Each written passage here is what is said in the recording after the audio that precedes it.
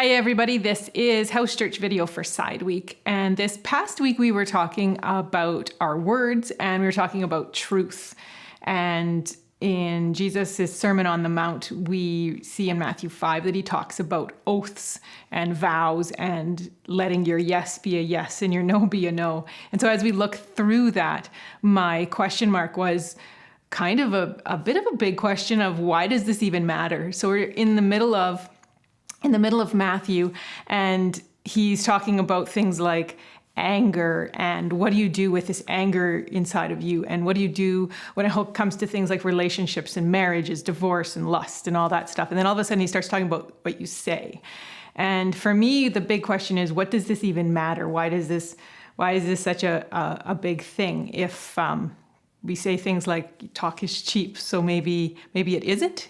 Does it really matter? And what is it about our words that really matters? And so that was my question mark. For my light bulb, it kind of came at the end of the passage because I don't say things like by my head or by Jerusalem like Jesus quotes in that passage. But when he talks about if you mean yes, say yes, and if you mean no, say no, kind of started getting me thinking and understanding that this is actually more than what we're actually saying. This is a bigger deal. This is the kind of thing where we are not just telling the truth, but we're living the truth. We're living by the truth. We are people of integrity because the words that we say do hold a lot of weight.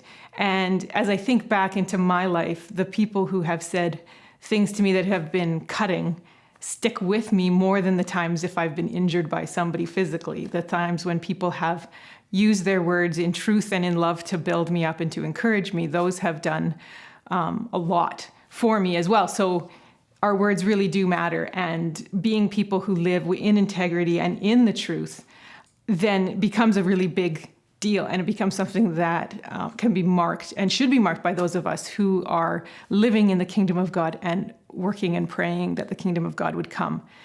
Which brings us to my conviction point, my arrow. I want to be somebody who lives out the truth. I want to be somebody who is able to have words that matter. And so for me, the 2 points of conviction come that I need to be the type of person who says things that matter, and it really dawns on me that my words need to matter, and they're important, even in situations where they don't matter. And when my words are true in situations that don't matter, that's how my words become words that matter to people.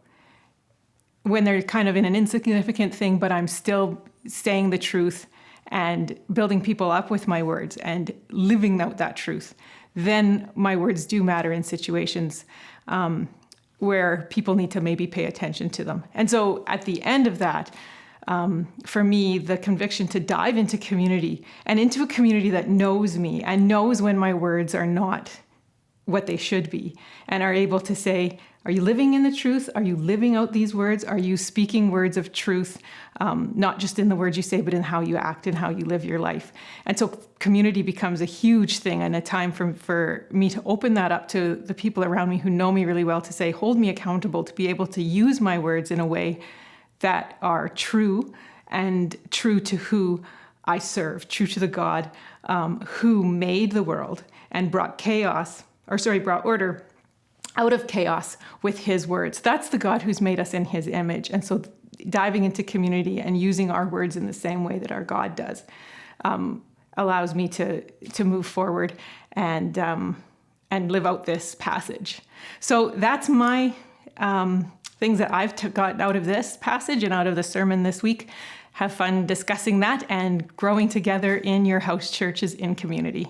Have a great week.